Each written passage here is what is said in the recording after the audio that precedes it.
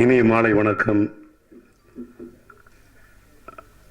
திரையுலகில் தனக்கென தனிமுத்திரையை பதித்த இனிய நண்பர் 126 படங்கள் இயக்கி பல்வேறு மொழிகளில் தமிழ் மட்டுமல்லாமல் தமிழ், தெலுங்கு, கன்னடம், போஜ்புரி மற்றும் மலாய் மொழியில் கூட பல்வேறு மொழிகளில் 126 படங்களை இதுவரை இயக்கி திரையுலகில் ஒரு தனி சாதனையை, சரித்திரத்தை படைத்த இனிய நண்பர் ராமநாதன் ஐயா அவர்களுடைய இந்த ஆர்யா சூர்யா திரைப்பட சம்பந்தப்பட்ட இந்த பத்திரிகையாளர் சந்திப்பில் கலந்து கொண்டு உரையாற்றி அமர்ந்திருக்கக்கூடிய கவிஞர் பெருமக்களே, இந்த படத்தில் பணியாற்றி இந்த படத்திலே ராமநாதன் சார் அவருடனும் பல படங்களில் பணியாற்றி தன்னுடைய கருத்துக்களை பதிவு செய்து அமர்ந்திருக்கக்கூடிய நகைச்சுவை செல்வி கோவை சரளா அவர்களே, அதேபோல் கவிஞனாக, இயக்குனராக,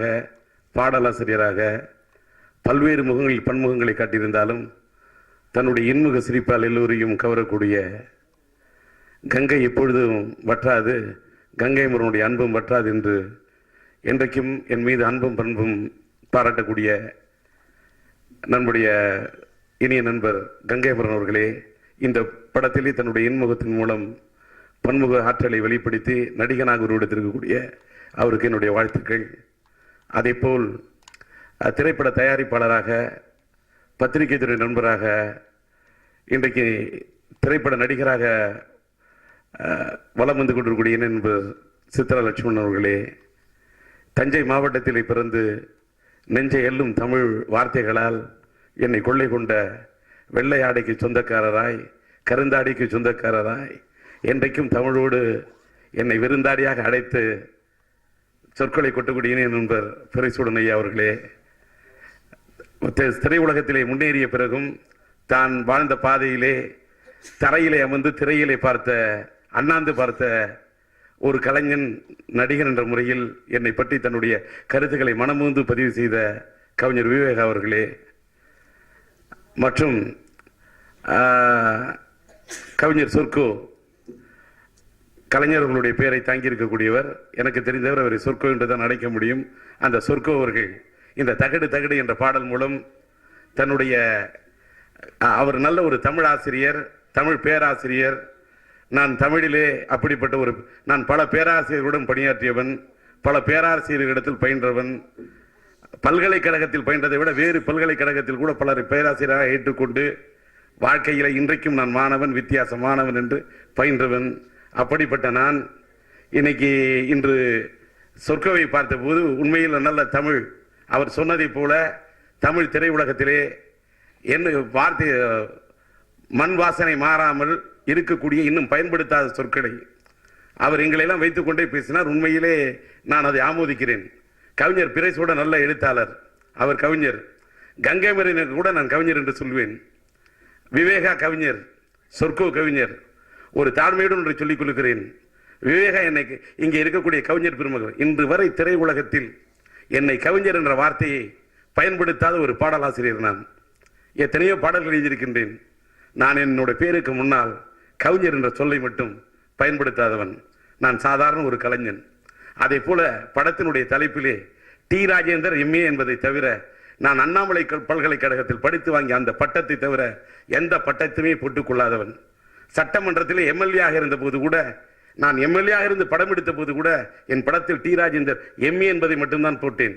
காரணம், எம்எல்ஏ என்ற பட்டம் சில காலம் இருக்கும், இருக்காது, சில காலத்தில் இருக்காது என்ற காலத்தால் எம்ஏ என்று மட்டுமே போட்டவன். என்னை அவர் கவிஞர் என்று அழைத்தார். நான் கவிஞன் அல்ல. அந்த விவேகாவுக்கும் இப்படி மேடைகளை பார்த்தால் இந்த படத்தின் கதாநாயகன் விஷ்ணு.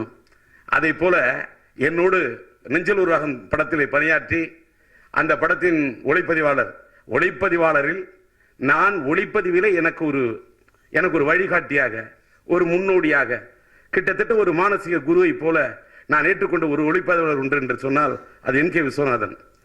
அவ்வளவு ஒரு ஃபாஸ்டஸ்ட் கேமராமேன், மிக ஒரு தயாரிப்பாளர்களை வாழ வைப்பதற்காக மிக விரைவில் படமாக்கக்கூடிய, நேர்த்தியாக, அதே நேரத்தில் பூர்த்தியாக அது செய்து தரக்கூடிய ஒரு ஒளிப்பார். அவருடைய பட்டறையில் இருந்து, அவருடைய கரம் பட்டு, அவரது வலது கரமாக இருந்து அங்கிருந்து உருவாகி வந்த ஒளிப்பதிவாளர் இணைய நண்பர் செல்வராஜ், அவர் இந்த படத்திலே ராமநாதன் அவருடைய படத்தில் பணியாற்றியிருக்கிறார். அவர் அதே போல அந்த எடிட்டர் ராஜகீர்த்தி அவர்கள் ஒரு அற்புதமான, நான் வாழ்க்கையில் நான் பெரிய பெரிய எடிட்டர்லாம் பணி புரிஞ்சிருக்கேன். அந்த எடிட்டர்லாம் மீறி தேவராஜனை மறைந்து விட்ட தேவராஜன் அத்தனை படங்கள் 1000க்கு மேற்பட்ட படங்களை எடிட் செய்து அவரிடத்திலே பயின்று வந்தவன் நான். அவர் பார்த்த அந்த நல்ல திறமை படைத்தவர்களை எங்க திறமை இருக்கிற பாராட்டக்கூடியவன், அப்படிப்பட்ட ஒரு எடிட்டர். அதே போல ஐயா ராமநாராயணன் அவர்களுடைய படத்திலே பணியாற்றக்கூடிய இந்த ஆர்யா சூர்யாவில் அன்று தொட்டு பல படங்களாக அவரோடு அவரது வலதுகரமாக இருக்கக்கூடிய கோ டைரக்டர் இணை இயக்குனர் கோலப்பன், இப்படி மேடையிலே எல்லாரும் அமர்ந்திருக்க இன்றைக்கு ராமநாராயணன் ஐயா அவர்களுடைய இந்த திரைப்படத்தை உருவாக்க காரணமாக இருந்த இந்த தேனாண்டால் பிலிம்ஸின் தயாரிப்பாளர் ராமசாமி அவர்களுக்கும் அவருடைய புதுவர் நம்முடைய இனிய நண்பர் முரளி அவர்களுக்கும் மற்றும் இங்கே கூடியிருக்கக்கூடிய பெரியோர்களுக்கும் என் அருமை தாய்மார்களுக்கும் உடன்பருவ அன்பு சகோதரர்களுக்கும் என் அருமை பத்திரிகை துறை நண்பர்களுக்கும் ஊடகத்துறை சார்ந்த அன்பு உள்ளங்களுக்கும் இணையதளங்களை சார்ந்த இணைய நெஞ்சங்களுக்கும் மற்றும் இந்த திரைப்படத்திலே பணியாற்றிய நம்முடைய துறை தயாரிப்பு நிர்வாகத்தின் முதன்மை நிர்வாக இருந்து பணியாற்றக்கூடிய அன்று தொட்டு படத்தின் தயாரிப்பாளராக பரிணமித்த நண்பர் துரை முதற்கொண்டு இந்த படத்தில் பணியாற்றிய அத்தனை கலைஞர்களுக்கும் மற்றும் இந்த திரைப்படத்தில் நடித்திருக்கக்கூடிய அத்தனை நட்சத்திரங்களுக்கும் இங்கே வந்திருக்கக்கூடிய எல்லோருக்கும் என்னுடைய பணிவான மாலை நேர வணக்கத்தை தெரிவித்துக் கொள்கின்றேன். இந்த படத்தில் நான் பணியாற்றியது ஒரு வித்தியாசமான ஒன்று. ராமநாதன் ஐயா அவர்கள் இன்று உடல்நிலை கருதி இந்த நிகழ்ச்சிக்கு வரவில்லை என்று சொன்னாலும் அவர் தன்னுடைய கடிதத்தின் மூலம் தன்னுடைய உணர்வை பதிவு செய்திருந்தார். நான் வாழ்க்கையில் சில பேரை முன்னோடியே ஏற்றுக்கொண்டுவது உண்டு. இவங்க நம்முடைய கங்கை மரன் ரொம்ப அருமையாக ஒரு கருத்தை பதிவு பண்ணார். MS விஸ்வநாதன் அவர்களுடைய இசையை பார்த்து அவர் மெல்லிசை மன்னர் விஸ்வநாதன் ராமூர்த்தியோட படங்கள்லாம் பார்த்து நான் ரசித்து ஒரு கலைஞனை தவிர ஒரு ரசிகன். அதே மாதிரி இசைஞானி இளையராஜாவுடைய இசையை பார்த்து வியந்து அதில் கூட நயங்களை பார்த்து புரிந்து இப்படிப்பட்ட என்னோட முன்னோடிகள்லாம் பார்த்து அதே மாதிரி நம்முடைய இன்னிசை திலகம் நம்முடைய KV மகாதேவன் மறைந்துவிட்ட மேதை KV மகாதேவன், இப்படி முன்னோடியான ஜி ராமநாதன் எல்லா இசையமைப்பாளர்களும் அத்தனை இசையமைப்பாளர்களோடு நல்ல நல்ல விஷயங்களை பார்த்து அவர் சொன்னார், யாருமே தானா உருவாயிட முடியாது, எல்லாத்தையும் பார்த்து தான் வரல. அப்படி வந்த எத்தனையோ இசையமைப்பாளர்களை பார்த்து நான் வியந்து வந்தவன். அப்படி நான்லாம் ஒரு இசைக்கலைஞனை உருவெடுக்கிறது ரொம்ப கஷ்டப்பட்டிருக்கேன். கங்கைவன் அது அழகா சொன்னார். இதெல்லாம் காரணம் அவங்கவுங்க ஜாதகம். பிரைசூடன் அவர்களுக்கு தெரியும். நான் ஒரு 35 வருடங்களுக்கு மேலாக இந்த ஜோதிடத்தில் ஆராய்ச்சி செய்யக்கூடியவன். இன்னைக்கு நான் இந்த மேடையில் இன்னைக்கு நிக்கிறேன், இத்தனை பேர் உட்கார்ந்து இருக்காங்கன்னா இதெல்லாம் இறைவனால் தீர்மானிக்கப்பட்டது. Everything is prewritten, nothing is rewritten. எல்லாமே முன்பே இறைவனால் எழுதப்பட்ட ஒன்று. இப்ப என்னைக்கோ நாங்க எடுத்த பாட்டை, அந்த பாட்டை இன்னைக்கு ரெக்கார்ட் பண்ணி வச்சு அதை இன்னைக்கு கியூப்ல கொண்டு வந்ததுனாலதான் இன்னைக்கு நீங்க பாக்குறீங்க. நீங்க பாக்குறது இப்ப உங்களுக்கு புதுசு, ஆனால் இது ஏற்கனவே ஏற்கப்பட்டது. அதை போல இந்த பூமியிலே உலக மேடையிலே சில விஷயங்கள் நடக்கிறது என்று சொன்னால் அதற்கு காரணம் ஏற்கனவே எழுதப்பட்டது. இதை தொகுத்து வழங்கணும், எனக்கு PRO விஜய் முரளி தொகுத்து வழங்கணுங்கிறது எழுதப்பட்ட விதி. அதனால அவர் தொகுத்து வழங்குறாரு. இந்த படத்தோட PRO சத்யா இருக்கிறாரு. சத்யாவும் விஜய் முரளியும் சேர்ந்து இதை பிரசன்ட் பண்ண போறாங்க, இதுக்கு இந்த நிகழ்ச்சிக்கு நீ வரணும். அதுவும் இந்த பழைய விஜயா கார்டன் இங்கதான் எத்தனையோ படங்களுக்கு நான் ரீ ரெக்கார்டிங் பண்ணேன். இந்த இடத்துல நிற்கும் போது, இந்த மேடையில் நிற்கும் போது, இந்த திரையை பார்க்கும் போது, இந்த திரையில் நான் எத்தனை ஹிட் கொடுத்திருப்பேன். அதெல்லாம் பார்க்கும்போது பிளாஷ்பேக் உடனே இந்த இடத்துல இது நடக்கணுங்கிறது விதி. அந்த விதியில சொல்றேன், என்னோட வாழ்க்கையில் நான் சந்திச்ச பல முன்னோடிகள், பல பேர் எனக்கு குரு இருக்காங்க. நான் ரசித்த வியந்த ஒரு இயக்குனர் உண்டு என்று சொன்னால் அது ராமநாராயணன். என்னன்னு கேட்டாக்கா, ஒரு 200 ரோல் 300 ரோல்லாம் நான் செலவு பண்ணி படம் எடுத்திருக்கேன். ஏன் 500 அடி கூட 500 ரோல் 500,000 அவ்வளவு பிலிம் செலவு பண்ணி மைதில நிக்காத பிரம்மாண்டமான படம் எடுப்பேன். ஒரு தாயின் சிவன் எடுப்பேன், என் தங்கை கல்யாணம் எடுப்பேன், பிரம்மாண்டமான செட்டு போடுவேன். மோனிஷாயின் மோனலிசா 1 மாசம் ஷூட் பண்ணுவேன், செட்டு 6 மாசம் ப்ரிப்பேர் பண்ணேன், ஒரு பாட்டு 1 மாசத்துக்கு ப்ரிப்பேர் பண்ணேன், 12 நாள் ஷூட் பண்ணேன். அப்படிலாம் எடுத்தேன்னா என்ன வியக்க வைத்த ஒரு டைரக்டர் யாருன்னா ராமநாதன் சார் மட்டும்தான். நான் வேற பெரிய டைரக்டர்லாம் பார்த்து வியந்ததே கிடையாது. அவரை பார்த்து மட்டும் நான் வியந்தது உண்டு. இத்தனை படங்கள் ஒரு மனிதன் இயக்க முடியுமா? இயக்குனர் அவர் இன்றைக்கு எனக்கு நண்பர் அல்ல. படமரத்துப்பட்டியில வசந்த அடைப்புகள் படம் எடுக்கும் போது அவரை அன்றைக்கு சந்தித்தேனே, அந்த சந்திப்பு முதல் இன்று வரை அந்த இனிய முகம், அவருடைய அந்த அன்பு, அவருடைய பண்பு. அவரை நான் எம்எல்ஏ பார்த்திருக்கேன், தமிழ்நாடு திரைப்பட தயாரிப்பாளர் சங்கத்தின் தலைவராக பார்த்திருக்கேன். அன்னைக்கு பார்த்த என்ன ராஜேந்தர் எப்படி இருக்கீங்க, அந்த அன்பு பாராம. இப்படி உள்ள மனிதன் மட்டும்தான் இன்னைக்கு திடீர்னு பார்த்தா என்ன.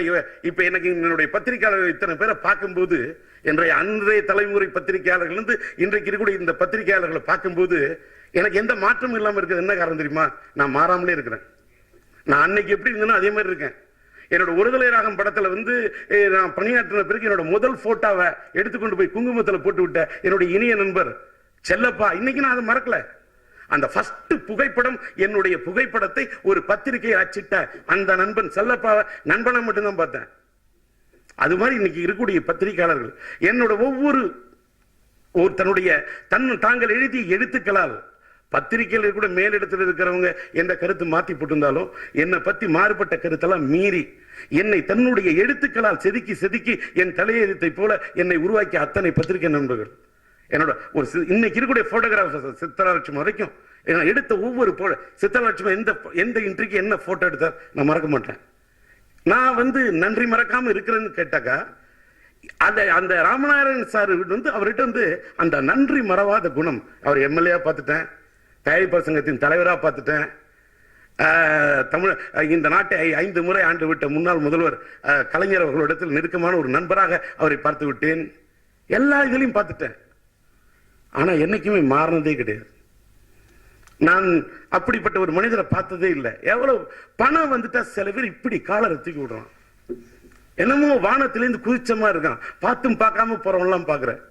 ஆனா நான் எனக்கெல்லாம் நம்ம முதல் நாள் 1980 மே மாசம் 1ஆம் தேதி ஒருதலை ரிலீஸ் ஆச்சு. இப்ப ஒருதலை கதைன்னு ஒரு படம் எடுக்கிறேன். அன்னையிலிருந்து நெருக்கம் அப்படியே தான் இருக்கேன். இன்னைக்கு ஆக்சுவலா இந்த படத்துல இந்த பாட்டு நான் பாடி ஆடி இருக்கேன்னு சொன்னா இன்னைக்கு சித்தராலட்சுமி இன்னைக்கு இளைஞர்களோட காம்படிட் பண்ண முடியக்கூடிய அளவுக்கு ராஜேந்திர ஆடினா என்னோட நண்பர்ன்ற முறையில் இல்ல, ஒரு கலைஞனா, அந்த கலைஞன் சொன்ன ஒரு கலைஞனாக, ஒரு ரசிப்பு தன்மை உள்ள மனிதனாக அவர் பதித்த அந்த கருத்துக்கள். இந்த பாடலை நான் பாடுறதுக்கு காரணம் எல்லாமே இறைவனுக்கு மட்டுமே நன்றி சொல்லணும்னா, மனிதனா தெய்வ மனுஷ ரூபாலன்னு சொன்னான். இந்த படத்தை இந்த படத்துல நான் ஏன் பணியாற்றினேன் அப்படின்னு சொன்னா, இதே நான் சொல்லுவேன், என்னை மதிக்காதவர்கள் மன்னாதி மன்னனாக இருந்தாலும் அந்த மன்னனது வாசலை கூட நான் மிதிக்க மாட்டேன். என்னை மதிப்பவர்கள் மண் குடிசையில் இருந்தாலும் அந்த வீட்டு வாசலை மிதிப்பேன் என்று சொல்லக்கூடியவன் நான். என் சுயமரியாதையை விட்டு வா, சொர்க்கத்திலே இடம் தருகிறேன் என்று சொன்னால் கூட எனக்கு சொர்க்கமே வேண்டாம், நான் சுயமரியாதையோடு சுங்குவார் சத்துக்கிறத்திலே சுக்கு காப்பி விற்பேன் என்று சொல்லக்கூடிய ஒரு குணம் படைத்தவன் டி ராஜேந்தர். அந்த கேரக்டரைசேஷன் மாறல. ஆனா இந்த படத்துல பணியாற்றுவதற்கு, நான் பாடுவதற்கு காரணமாக இருந்த நண்பர் கோலப்பன், இயக்குனர் ராமநாராயணன், 2 பேரும் யாரை எதுக்கு சொல்லி எப்படி பண்ணணும் அந்த டேலண்ட் அவர்கிட்ட இருக்கிறதுனாலதான் கண்ணா லட்டு தின்ன ஆசையா அவளுக்கு ஒரு ஈட்ட கொடுத்தார். ஒரு காஞ்சனாவை பத்தி இங்க விவேகா சொன்னாரு, எந்த கவிஞரை எப்படி பயன்படுத்த வேணும், அதை எப்படி எளிமையா சின்ன பட்ஜெட்ல படம் எடுத்தா பெரிய அவங்களை கீழ்த்தரமா பாத்திரக்கூடாது. 20 கோடி 30 கோடி செலவு பண்ணி அதுல கிடைக்கக்கூடிய லாபத்தை விட சின்ன பட்ஜெட் படத்துல யார் வெற்றிக்குதான் அவன் தான் பெரிய இயக்குனர். அதான் பிசினஸ். நான் இவ்வளவு எல்லாம் பிரம்மாண்டமான படம் எடுத்தனா எனக்கு அவருடைய சுமையை பார்த்து விட்டு பார்த்தது சுமை, அதில் நனைந்தது என்னுடைய இமை என்று சொன்னேன். கண்ணீரால் கண்ணீரில் மிதந்து தவிக்கிறது இமை என்று அவருடைய படத்தை பார்த்து விட்டு கிருஷ்ணவேணி தியேட்டர்ல போய் படம் பார்க்கிறேன். பார்த்துட்டு பாராட்டவனா, சுமையை பார்த்துட்டு பாராட்டவனா, சோறு படத்தை பார்த்து விட்டு ஒரு பொன்னாடை எடுத்து பொருத்தி என்ன தேட்டரார் படம் முடிஞ்சு ப்ரொஜெக்ட் முடிஞ்சு ராமநாராயணன் உடனே போய் அவருக்கு ஒரு பொன்னாடை போத்து நான் பாராட்டியவன். அந்த நட்பு என் வேங்கையின் மைந்தன் படத்துக்கு அன்றைக்கு முதல்வராக இல்லாத நிலையில் கலைஞர் அந்த படத்தின் வெற்றி விழாவில் கலந்து கொள்கிறார் ஓல்டு உட்லண்ட்ஸ்ல. அன்றைக்கு தமிழ்நாட்டில் முதல்வராக வேற நம்முடைய மக்கள் திலகம் எம்ஜிஆர் மறைந்து விட்ட மக்கள் திலகம் அவருடைய ஆட்சி. அந்த கட்டத்தில் அந்த படத்தின் வெற்றி விழாவுக்கு என்னை வேங்கையின் மைந்தனுக்கு கலைஞர் நம்முடைய நண்பர் ராமநாராயணன் அழைக்கின்றார். அன்றைக்கும் போய் இந்த வெற்றி விழாவில் பேசினேன். அவருடைய அந்த எளிமையான படம் எடுத்து சின்ன பட்ஜெட்ல வெற்றி தரக்கூடிய அவருடைய திறமையை பாராட்டினேன்.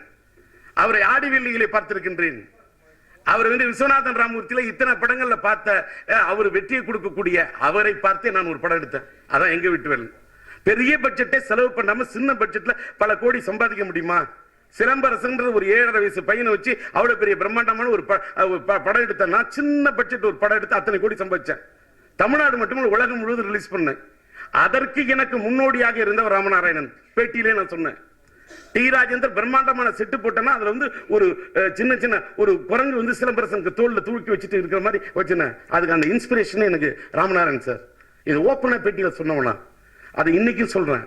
அப்படி உள்ள அவருடைய படத்திலே இந்த பாடல், ஒரு பாடலை சொர்க்கோ எழுதிய அந்த பாடலை, நல்ல தமிழ் ஆர்வமுள்ள ஒரு கலைஞன், ஒரு கவிஞன், சொல்வளம் உள்ள அவருடைய பாட்டு, அவரே பாடி சில வரிகளை சொன்னார். அப்படிப்பட்ட இந்த பாடலுக்கு இனிய நண்பர் நம்முடைய தேவா, தேனிசை தென்றல் தேவாவோட மகன் ஸ்ரீகாந்த் தேவா வேற பாட்டெல்லாம் போய் பாடுங்க. இந்த ஒரு மாசத்துல மட்டும் கிட்டத்தட்ட 7 இசையமைப்பாளர்கிட்ட 7 பாட்டுக்கு மேல பாடிருக்கேன். இவ்வளவு பிஸியஸ்ட் நேரத்துல நான் போய் பாடிக்கிட்டு இருக்கேன். அந்த எல்லாத்தையும் இந்த இளைய தலைமுறையில் இருக்கக்கூடிய இவங்களோட எல்லாம் பணியாற்றுறது ரொம்ப ஒரு சந்தோஷமான விஷயமா இருக்கு. அவர் சொல்லியிருந்தார், இந்த பாட்டோடைய மெட்டில் மெருகேற்றுவதாக இருக்கட்டும், செட்டில் மெருகேற்றுவதா, இந்த மெட்டில் மெருகேற்றுனா இந்த மெட்டில் இப்படி பண்ணிக்கணும், எனக்கு ஒரு இன்ட்ரோடக்ஷன் எடுக்கணும்னு சொன்னா இந்த மாதிரி நான் பண்ணிக்கலாமா அப்படின்னு போய் நான் ஸ்ரீகாந்த் தேவாட்ட சொல்லும்போது, ஏன்னா அவர் மியூசிக் டைரக்டர், பண்ணிக்கலாம், என் மேல உரிமையோட பண்ணலாம், அண்ணன் என்ன தலைவா பண்ணிக்கோ அப்படின்னு சொல்லக்கூடிய அவர்களுடைய அந்த உத்வேகம். அதே மாதிரி இந்த பாட்டுல இன்னும் ஒரு பெரிய பிளஸ் பாயிண்ட் என்னன்னா, எல்லாரும் பேசினாங்க சொல்ல, ஒஸ்தியில போய்